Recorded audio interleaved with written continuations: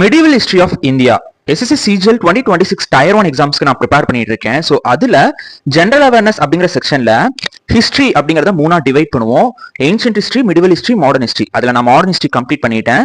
இந்த வீடியோல medieval history எப்படி கம்ப்ளீட் பண்ணலாம், எதெல்லாம் படிக்கணும் அப்படிங்கறத பத்தி இந்த வீடியோல சொல்றேன். கிளியரா பாருங்க. எஸ்எஸ்சி எக்ஸாம்ஸை பொறுத்த வரைக்கும் மிடிவல் ஹிஸ்டரி அப்படிங்கிறது ரொம்ப இம்பார்ட்டன்டான ஒரு ஏரியா. நிறைய கொஸ்டின்ஸ் கேட்டுக்கிட்டே இருப்பாங்க.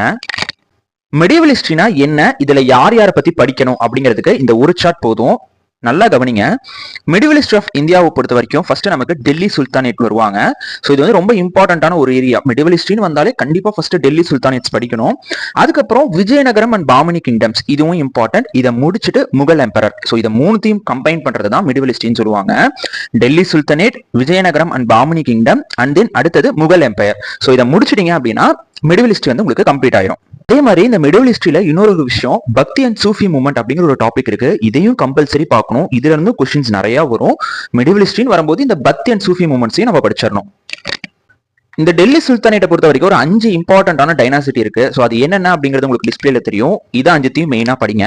அண்ட் நெக்ஸ்ட் முகல் எம்பையரை பொறுத்த வரைக்கும் ஒரு 7 இம்பார்ட்டன்டான கிங்ஸ் இருக்காங்க. ஸோ அவங்க எல்லாத்தையும் பத்தி படிச்சீங்க அப்படின்னா முகல் எம்பையர் வந்து உங்களுக்கு கம்ப்ளீட் ஆயிரும். இன்னும் ஹிஸ்டரியில ஒரே ஒரு பார்ட் மட்டும் ரிமைனிங் இருக்கு, ஏன்ஷியன்ட் ஹிஸ்டரி. இதையும் படிச்சிட்டேன் அப்படின்னா ஹிஸ்டரி ஃபுல்லாவே நான் கம்ப்ளீட் பண்ணிட்டேன். தேங்க்யூ.